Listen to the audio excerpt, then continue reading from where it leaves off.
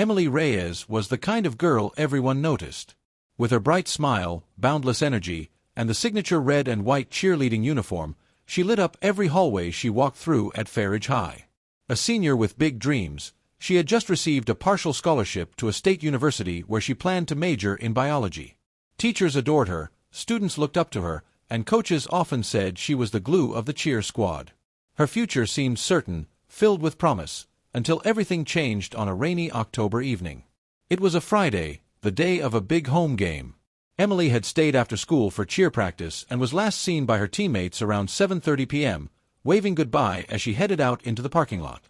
The sky was already dark, and light rain had begun to fall. She texted her mother at 7:45, saying she was on her way home. But Sandra Reyes never saw her daughter again. By 10 p.m., Sandra grew worried. Emily was usually punctual and responsible, especially on game days. Repeated calls to her phone went straight to voicemail. She texted Emily's friends, but no one had heard from her since practice. At first, Sandra tried to convince herself that maybe Emily had gone to grab food with friends or had stayed late at school. But the hours passed, and her daughter never walked through the door. At 11:17 p.m., Sandra called the police to report Emily missing. Officers arrived and took down the details. Since Emily was 17, technically still a minor, the case was treated with urgency. Her phone's last signal had pinged near an abandoned warehouse just outside of town, an area known to be frequented by local teens but also used by squatters and transients. Police searched the area that night with flashlights and K-9 units but found no signs of Emily or her belongings. The following morning, the town awoke to news of her disappearance. Flyers were printed and distributed. Social media posts asking for help flooded Facebook and Instagram, accompanied by the hashtag #FindEmily. Candlelight vigils began almost immediately, with friends gathering on the school lawn, holding photos and wearing red and white ribbons. Everyone hoped she had just run off for a night and would come back safe. But as the hours turned into days, hope gave way to dread.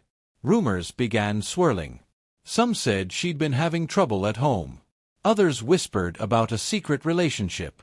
But none of the gossip was grounded in evidence, and police remained tight-lipped about the investigation. What they did confirm was chilling.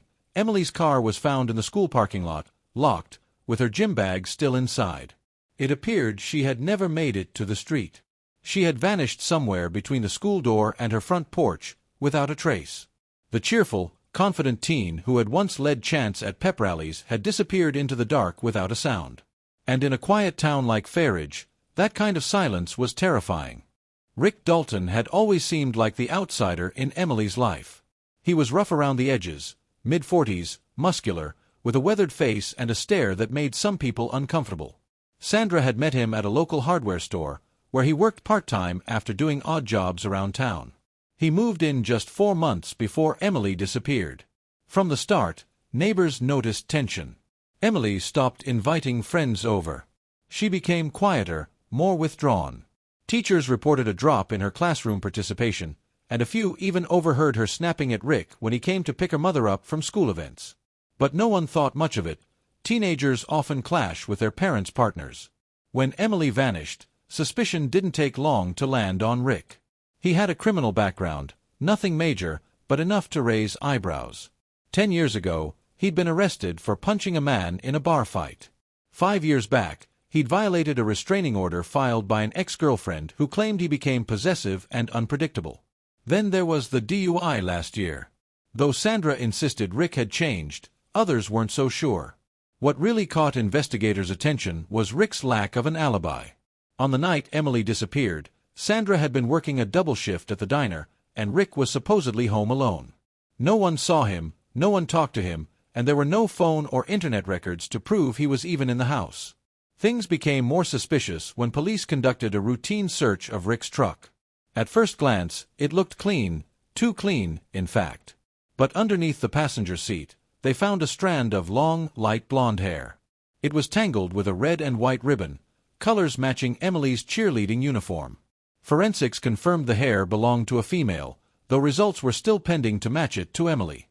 The ribbon alone seemed damning. As rumors swirled, the court of public opinion moved fast. News outlets jumped on the story. A troubled boyfriend, a missing teenage girl, and disturbing evidence linking the two. Rick denied everything. He claimed the ribbon could have gotten into his truck at any time. Emily had ridden in it once or twice. He said the hair didn't prove anything and swore he hadn't seen Emily at all that day.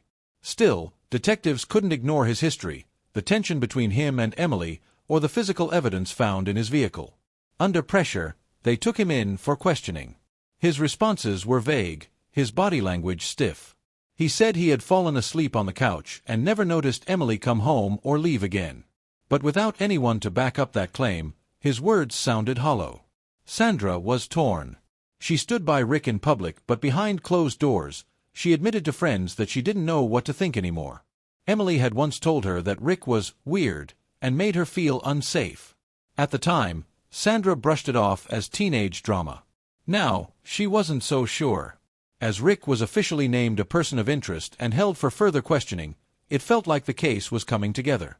But in truth, it was only beginning to unravel. The breakthrough came unexpectedly. Nearly 3 weeks after Rick was taken in for questioning, a hiker wandered off a forest trail about 10 miles outside of town. He'd been looking for a scenic overlook when he noticed a strange patch of disturbed earth beneath a large pine tree. Curious, he approached, and instantly caught the sour scent of decay. Police were called, and by sunset, they had unearthed a shallow grave. Inside was a teenage girl, her body wrapped in a red and white cheerleading jacket, her face bruised and dirt-caked. It didn't take long to confirm it was Emily Reyes. The discovery sent a wave of grief through the town. Candles and flowers covered the school steps, and students wore red and white ribbons in her honor. But while the community mourned, investigators turned their focus to the evidence. The autopsy revealed Emily had died from strangulation. There were bruises on her wrists and forearms, consistent with being forcibly restrained. Dirt under her nails suggested she fought back. Whoever killed her hadn't just planned the abduction, they'd made sure she couldn't survive it. But then came the first twist. Lab tests on the cheerleading ribbon found in Rick's truck came back. It wasn't from Emily's current uniform. In fact, her coach confirmed the style had been phased out 2 years earlier. Emily hadn't worn that design since her sophomore year. It raised a chilling possibility. The ribbon in Rick's truck might not have come from the night she disappeared at all. If someone had planted it there, it meant the killer had access to her belongings and knew how to frame someone else. That theory gained weight when DNA results arrived. Under Emily's fingernails was skin tissue, likely scraped off during her desperate struggle. It was male DNA, but it didn't match Rick. Investigators ran it through the national database and came up with nothing. Rick's DNA was taken and tested again to be sure, but there was no match. The hair in his truck. Human, yes, but degraded and lacking the root, making it impossible to confirm it was Emily's. What seemed like solid evidence was beginning to fall apart. Faced with this, the DA's office had no choice but to release Rick. They admitted the case against him wasn't strong enough to move forward. Still, damage had already been done. His name had been smeared across headlines, and many in town still believed he was guilty. Sandra was silent after Rick's release. She didn't make any statements, didn't return to work, and pulled away from friends. Some said she was ashamed, others said she was scared. As the investigation stalled, one thing became clear: the killer was still out there. And whoever it was had been smart enough to redirect suspicion, erase traces, and bury Emily where few would ever find her. Police quietly reopened all leads and began re-examining everyone in Emily's life. Because if it wasn't Rick, then someone else close to her had committed the perfect crime. It was a random accident that changed everything. Nearly 6 months after Emily's body was found and Rick was released, the case had gone cold. Detectives were still following leads, but nothing stuck. Then, one afternoon, a neighbor across the street from Sandra's house began renovations on their attic. The old house had been rented out several times over the years, and the new tenants were clearing out forgotten junk left behind by the previous occupants. Tucked in the corner of the attic was a dusty box labeled "Security, Front Window." Inside was an outdated, battery-powered camera, one of those small home surveillance devices from years ago. Out of curiosity, they charged it up and found it still worked. More surprisingly, it had video files saved on an old SD card. The camera had been aimed out the attic window, pointed directly at the Reyes driveway. Most of the footage was unremarkable: cars coming and going, people walking dogs, but one video, time-stamped the night of Emily's disappearance, froze the couple in their tracks. It showed Emily walking home around 8:47 p.m., clutching her backpack, hood up from the light drizzle. But what made the footage terrifying was the man walking beside her. He was wearing a dark hoodie, with the hood drawn low to hide most of his face. He had a firm grip on Emily's arm as they approached the house. Just as they reached the door, he turned slightly, revealing part of his face before the two stepped out of frame. The couple called police immediately. Investigators retrieved the footage and enhanced the grainy video. What they saw contradicted everything they had believed. The man wasn't Rick Dalton. His build was leaner, his posture different. And when they lightened the frame and zoomed in on the brief turn of his face, they noticed a detail that sent a jolt through the cold case team: a scar across the left cheek. Sandra confirmed something horrifying. Her ex-husband, Jake Harmon, had a scar just like that. Jake hadn't been in the picture since Emily was 5. He disappeared shortly after their divorce, left no contact information, and never paid child support. Sandra hadn't seen him in over a decade. But just a year before Emily's death, she told friends she had received a strange letter. It was unsigned but hinted at someone watching her daughter from afar. Sandra never reported it, thinking it was a prank. Now, it looked like a warning. Investigators dug deeper. They found that Jake had resurfaced in a neighboring state under a different name. He had changed jobs frequently and used fake IDs. But more disturbing was what they found in his recent online activity: searches about child custody rights, how to reconnect with estranged children, and most chilling of all, how to erase DNA evidence. The man who everyone thought had vanished into the past had quietly returned. And this time, he'd come for his daughter. Police issued a warrant and began the hunt. The killer wasn't just someone the family knew. He was family. And he had fooled them all. Tracking Jake Harmon wasn't easy. After years of living off the grid, he had mastered how to disappear.